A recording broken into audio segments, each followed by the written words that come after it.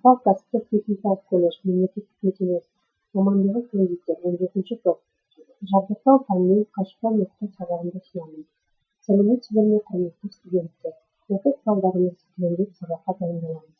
Бүгінгі сабақтың тақырыбы кондитерлік өнімдерге арналған оғау машиналар. Сабақтың мақсаты кондитерлік өнімдерге арналған оғау машиналардың жұмыс органдарының түрлеріне және машинаның жұмыс істеу тәртібіне толық ақпарат беру. Таңдап алған мамандығына қызығушылығын арттыру. Бағалау критериялары. Машинаның бұлғау құрылымдарын түріне қарай ажырата алады. Бұлғау машиналарының түрлерін біледі. Машинаның жұмыс істеу тәртібін біледі. Бұлғау машиналарымен жұмыс жасағанда қауіпсіздік ережесін қатаң сақтайды. Енді бұлғау машиналарының қысқаша ақпарат бере кетемін.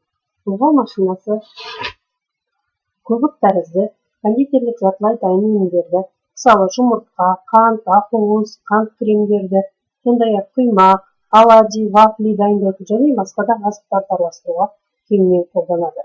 Сұйық қоспаларды араластырып, бұлғау жұмысының органдарына әсер етумен жүргізіледі.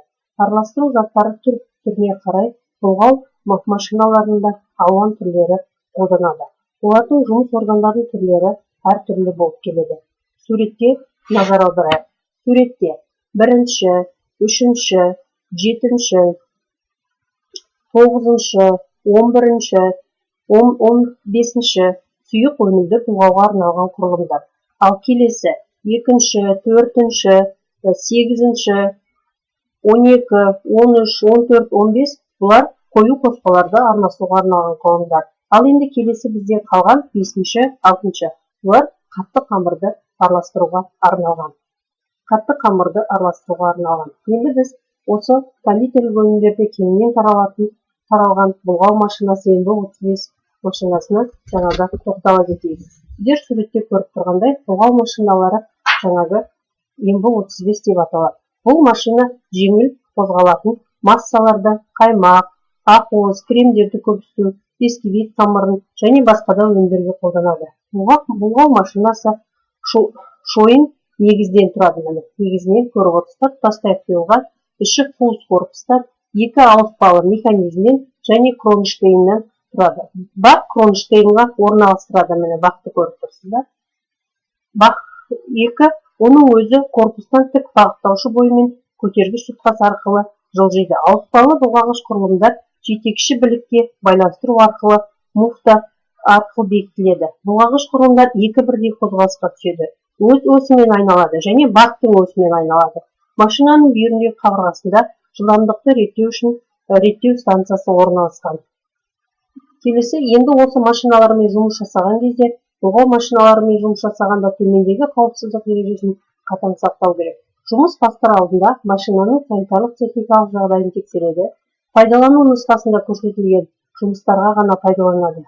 Жұмысты бастамас бұрын жетектеу белдігі керекті бағытта айналып тұрғанына көз жеткізеді.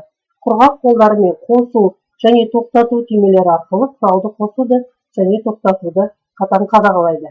Құрылғы дұрыс жұмыс жасамай тұрса, дереу тоқтату түймесін басып өшіреді. Енді осы машинаны бейнематериалдан көрейік. Сіздер міне көріп отырғандай, жаңа ескерілетін бейінді тоқтау түймелері орнатылған.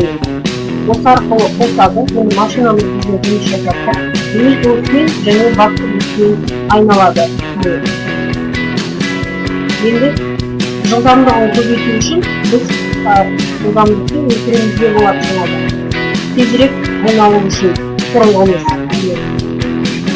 Осыған байланысты міне машинаның осылай жұмыс жасайды. Жұмыс жасап болғаннан кейін, аяқталғаннан кейін машинаны жуып тазалаймыз. Енді сіздерге мынандай тапсырма. Жоғарыда аталған мақсатымыз бен критерияға жету үшін сіздерге мен мынандай тапсырма ұсынғым келіп отыр. Бірінші тақырып бойынша бірінші тапсырма. Бұлғау аппараттары қаншасыншы ғасырдан бастап шыға бастады. Ең алғаш бұлғау аппаратын ойлап тапқан ғалымдарда бұлғау аппаратын кондитер саласында қандай түрлеріне сұраныстар артып келеді. Екінші тапсырма. Бұлғау құрылымдары пайдалану жолына байланысты қандай түрлерге бөлінеді, жоғарғы суретке қарап анықтаймыз. МБ-35 машинасының кинематикалық жобасында көрсетілген 4-ші құрылымды өнімнің қандай түріне қолданатынын анықтады. Жұмыс аяқталғаннан кейін былғау құрылымдарын қалай тазалайды? Құрметті студенттер, осы тапсырмаларды орындап, классрум желісінен кері байланысқа шығуларыңызды сұраймын. Енді үйге тапсырма. Суретте көрсетілген жабдықтардың маркасын ғаламтор желісінен тауып, техникалық мінездеме және жұмыс істеу тәртібі пайдалану ережесіне тоқталыңдар. Енді біз рефлексия әдісімен екі жақты күнделік стратегиясын пайдалана отырып, кері байланысқа шығамыз. Бүгінгі сабағымыздағы қызықты мәліметтерді күнделіктің бірінші бағанында жазамыз. Қандай кезеңдер қызығушылықтарыңызды туғызды және бүгінгі сабақтан қандай әсер алдыңыздар, оны екінші бағанға жазып, кері байланысқа шығамыз. Сабағымыз аяқталды.